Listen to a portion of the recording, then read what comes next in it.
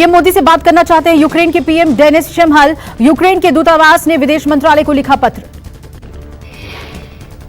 PM Modi से phone पर बात करने का अनुरोध किया। डेनिस शिमहल पीएम मोदी के सामने रखना चाहते हैं पक्ष। आधी रात को दुनिया में दो देश बने। रूस यूक्रेन की तनातनी के बीच रूसी राष्ट्रपति पुतिन ने यूक्रेन के दो राज्यों को स्वतंत्र करार दिया। रूसी राष्ट्रपति व्लादिमीर पुतिन ने यूक्रेन को दो हिस्सों में तोड़ दिया। पूर्वी यूक्रेन के राज्य लुहांस्क, डोनेस्टक को स्वतंत्र देश घोषित किया। पुतिन के एक्शन से अमेरिका, ब्रिटेन समेत पूरी दुनिया में हलचल बढ़ी। यूएनएससी ने इमरजेंसी मीटिंग बुलाई। रूसी राष्ट्रपति के ऐलान के बाद यूक्रेन के राष्ट्रपति जेलेंस्की बोले, हम डरते नहीं, पश्चिम से स्पष्ट समर्थन की उम्मीद है। विद्रोहियों को रूसी मान्यता देने के बाद तनाव और बढ़ा। बताया जा रहा है रूस ने यूक्रेन बॉर्डर पर फिर सैनिकों की संख्या बढ़ा दी। रूस के राष्ट्रपति पुतिन ने रूसी सेना को उन दोनों इलाकों में भेजने का ऑर्डर जारी किया जहां यूक्रेन विरोधी और रूसी समर्थक मौजूद हैं। रूस के फैसले पर अमेरिका सख्त। लुहांस्क, डोनेस्टक पर अमेरिका ने प्रतिबंध लगाए। राष्ट्रपति जो बाइडेन जल्द ही एक आदेश जारी करेंगे जो अमेरिकी नागरिकों को लुहांस्क और डोनेस्टक क्षेत्र से इन्वेस्टमेंट के लिए रोकेगा। रूस पर नए प्रतिबंध लगाएगा ब्रिटेन। संयुक्त राष्ट्र में ब्रिटेन की स्थायी प्रतिनिधि बारबरा वुडवर्ड ने प्रतिबंध लगाने की जानकारी दी। यूएनएससी की बैठक में यूक्रेन के राजदूत ने कहा, हम उकसावे के आगे नहीं झुकते हैं, हम हर तरह की स्थिति संभालने में सक्षम हैं। संयुक्त राष्ट्र में यूक्रेन के राजदूत बोले, हम शांति चाहते हैं, हम एक राजनीतिक और राजनयिक समझौते के लिए प्रतिबद्ध हैं। यूक्रेन पर यूएनएससी की बैठक में रूस का बयान, राजनयिक समाधान के लिए कूटनीति के लिए खुले हैं।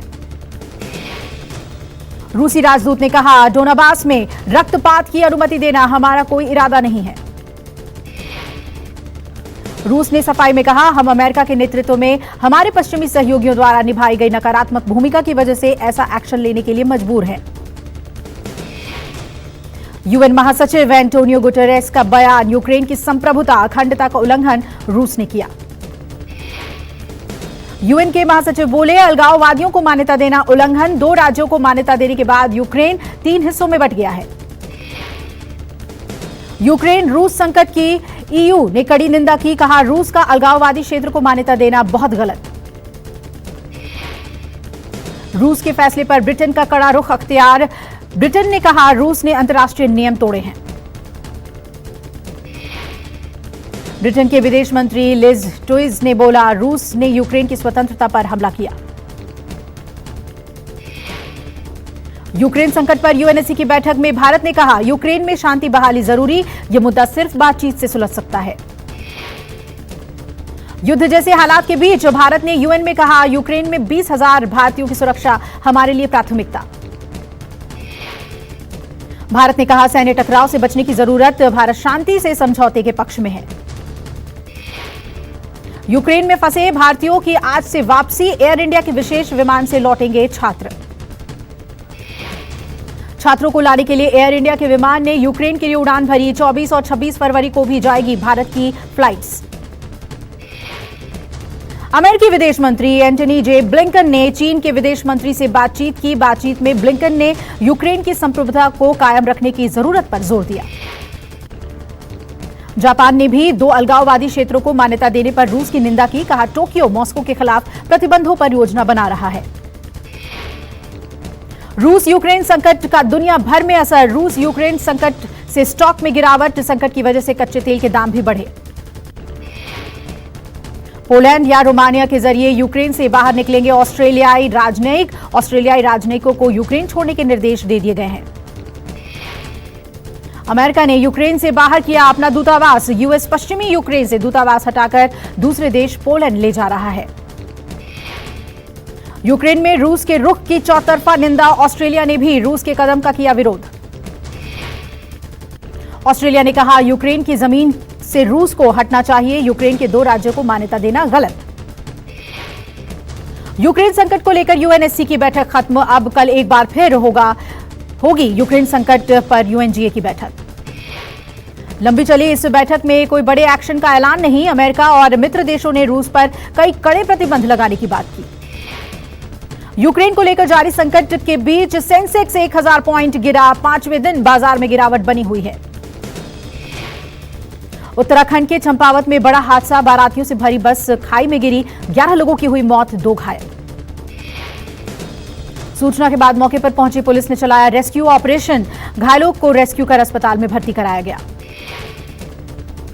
हादसे की वजह का अभी पता नहीं चल पाया है। क्षमता से ज्यादा सवारी होने से दुर्घटना की आशंका, पुलिस मामले की जांच में जुटी। पीएम मोदी ने हादसे पर जताया दुख, मृतकों के परिजनों के प्रति शोक संवेदना व्यक्त की, हर संभव मदद का दिया भरोसा। यूपी में विधानसभा चुनाव के चौथे चरण के लिए 23 फरवरी को डाले जाएंगे वोट, 9 जिलों के 59 सीटों पर होगा मतदान। 5वें चरण के लिए ताबड़तोड़ रैलियों का सिलसिला जारी, पीएम मोदी, अमित शाह, सीएम योगी और अखिलेश की रैली। आज यूपी के बहराइच में गरजेंगे पीएम मोदी, बहराइच के प्रयागपुर में बीजेपी प्रत्याशियों के लिए मांगेंगे वोट। पीएम मोदी की रैली को देखते हुए सुरक्षा के कड़े इंतजाम, इस दौरान सीएम योगी भी रहेंगे मौजूद। मणिपुर दौरे पर पहुंचे प्रधानमंत्री मोदी, मणिपुर की हिंगांग विधानसभा में लोगों को कर रहे हैं संबोधित। गृह मंत्री अमित शाह आज प्रयागराज में करेंगे रोड शो, बीजेपी के पक्ष में बनाएंगे माहौल। रोड शो के जरिए अमित शाह शहर के उत्तरी, दक्षिणी और पश्चिमी विधानसभा सीटों पर पार्टी प्रत्याशियों का करेंगे प्रचार। अमित शाह का रोड शो अल्लाहपुर से शुरू होकर अलोपी बाग, तिकानिया, बरहाना होते हुए पुरानी जीटी रोड तक जाएगा। बीजेपी अध्यक्ष जेपी नड्डा आज यूपी के देवरिया जाएंगे। बीजेपी प्रत्याशी जयप्रकाश निषाद के समर्थन में रुद्रपुर में जनसभा को करेंगे संबोधित। बीएसपी सुप्रीमो मायावती बहराइच में करेंगी जनसभा, बीएसपी उम्मीदवार के लिए मांगेंगी वोट। यूपी के सीएम योगी का आज तूफानी दौरा, अयोध्या समेत मिल्कीपुर और बीकापुर में चुनावी जनसभा। सीएम योगी मिल्कीपुर विधानसभा से प्रत्याशी बाबा गोरखनाथ और बीकापुर से डॉक्टर अमित सिंह चौहान के पक्ष में जनसभा करेंगे। सपा सुप्रीमो अखिलेश यादव प्रयागराज, चित्रकूट और कौशांबी से करेंगे चुनाव प्रचार, सपा उम्मीदवार के लिए मांगेंगे वोट। कौशांबी की सबसे हॉट सीट सिराथू में अखिलेश करेंगे जनसभा को संबोधित, सपा प्रत्याशी पल्लवी पटेल के लिए मांगेंगे वोट। यूपी के सुल्तानपुर के दौरे पर रहेंगी केंद्रीय मंत्री अनुप्रिया पटेल, बीजेपी प्रत्याशी विनोद सिंह के पक्ष में जनसभा को करेंगी संबोधित। सुल्तानपुर दौरे के दौरान अनुप्रिया पटेल कटघरा गांव में करेंगे जनसभा, वोटर्स से अपने प्रत्याशी के समर्थन में मतदान करने की अपील करेंगी। गोंडा दौरे पर जाएंगे दिल्ली के डिप्टी सीएम मनीष सिसोदिया, आप प्रत्याशी राजेश तिवारी के पक्ष में जनसभा को करेंगे संबोधित।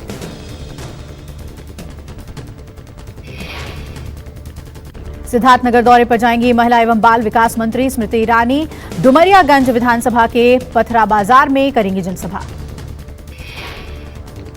डिप्टी सीएम केशव प्रसाद मौर्य भी आज सुल्तानपुर में जनसभा को करेंगे संबोधित, बीजेपी प्रत्याशियों के पक्ष में जनता से मतदान करने की अपील करेंगे। यूपी के संत कबीर नगर में आज दिल्ली के सीएम अरविंद केजरीवाल करेंगे जनसभा, रैली के दौरान राज्यसभा सांसद संजय सिंह भी रहेंगे मौजूद। अब से थोड़ी देर में केजरीवाल जनसभा को संबोधित करेंगे। खलीलाबाद विधानसभा से आप प्रत्याशी सुबोध यादव के लिए मांगेंगे वोट।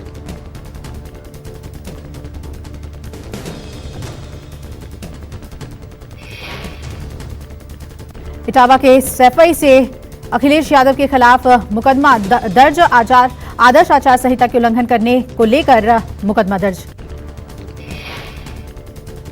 सफाई में धारा 130 और 188 के तहत अखिलेश पर मुकदमा हुआ दर्ज, बीजेपी ने की थी चुनाव आयोग में शिकायत। बॉलीवुड एक्टर सोनू सूद के खिलाफ पंजाब के मोगा में मामला दर्ज, सोनू सूद पर आचार संहिता के उल्लंघन का है आरोप। मालविका सूद के हक में मतदान केंद्रों पर जाकर वोटरों को रिझाने का है आरोप, मतदान के दिन बूथ में घुसे थे जबरन। सोनू सूद के खिलाफ आईपीसी की धारा 188 के तहत मामला हुआ दर्ज, 20 फरवरी को सोनू सूद की गाड़ी को भी किया गया था जब्त। सोनू सूद ने खुद पर लगे आरोपों से किया इनकार, मोगा विधानसभा क्षेत्र से सूद की बहन कांग्रेस के टिकट पर लड़ रही हैं चुनाव। शिवसेना ने अपने मुखपत्र सामना के जरिए पीएम मोदी पर साधा निशाना, कहा साइकिल का मजाक बनाने वालों और हिंदुत्व का झूठ फैलाने वालों को 2024 में देश की सत्ता से हटा देना चाहिए। शिवसेना ने सामना के जरिए आगे कहा, 2024 के चुनाव में दिल्ली का रास्ता यूपी से नहीं बल्कि महाराष्ट्र से होकर गुजरेगा। एक्टर सुशांत सिंह राजपूत की एक्स मैनेजर दिशा सालियान की मौत पर नीतीश राणे ने उठाए सवाल। कहा, काली मर्सिडीज का सचिन वजह से क्या है कनेक्शन। दिशा सालियान की मौत पर महिला आयोग का एक्शन, 48 घंटे के भीतर रिपोर्ट देने का निर्देश। शिमोगा में बजरंग दल के कार्यकर्ता की हत्या मामले में अब तक 3 की गिरफ्तारी। पुलिस के मुताबिक आरोपियों से पूछताछ जारी। पुलिस ने कासिफ और नदीम नाम के शख्स को किया गिरफ्तार। कासिफ पर पहले से ही 10 केस हैं दर्ज। पुलिस मामले की गहनता से कर रही है जांच। 23 साल के बजरंग दल के कार्यकर्ता की चाकू मारकर हत्या के बाद माहौल तनावपूर्ण। मृतक के अंतिम संस्कार के दौरान भड़की हिंसा। जम्मू कश्मीर के हंदवाड़ा पुलिस को मिली बड़ी सफलता। रजवार इलाके से जैश-ए-मोहम्मद का एक आतंकी गिरफ्तार। आतंकी के पास से हथियार और गोला बारूद बरामद। मामला दर्ज कर आगे की कार्रवाई में जुटी है पुलिस।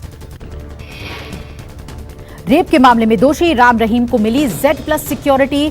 हरियाणा पुलिस ने राम रहीम के लिए खालिस्तानियों से खतरा बताया।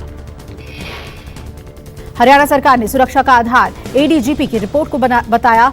15 दिनों में फरलू पर जेल से बाहर हैं राम रहीम। देश में कोरोना के मामले में तेजी से गिरावट जारी। पिछले 24 घंटे में कोरोना के 13,405 नए मरीज आए। आंकड़ों के मुताबिक पिछले 24 घंटे में 235 संक्रमितों की हुई कोरोना से मौत। एक दिन में 34,226 लोग ठीक हुए। एक्टिव केस घटकर 1,81,075 हुए। सक्रिय मामलों में लगातार 28वें दिन गिरावट दर्ज। देश में तेजी से चल रहा है वैक्सीनेशन अभियान। अब तक करीब 175 करोड़ 83,27,000 से ज्यादा वैक्सीन की खुराक दी जा चुकी है। कोरोना से लड़ाई में भारत को मिला एक और हथियार। 12 से 18 साल के नाबालिगों के लिए DCGI ने दी कोर्बोवैक्स वैक्सीन की मंजूरी। मुंबई में कोरोना से मरने वाले लोगों के परिजनों को आर्थिक मदद देने की प्रक्रिया शुरू। मेयर किशोरी पेडनेकर ने कहा, मार्च के अंत तक सभी पीड़ितों को मुआवजा राशि मिल जाएगी। दिल्ली में कनॉट प्लेस में व्यापारियों के संघ ने उपराज्यपाल अनिल बैजल को लिखा पत्र। रात 10 बजे तक दुकानें खुली रखने की मांगी अनुमति। मुजफ्फरनगर में 2 लोगों ने की युवक की जमकर पिटाई। युवक को रास्ते में घसीटकर जूतों से पीटा। वीडियो सोशल मीडिया पर हुआ वायरल।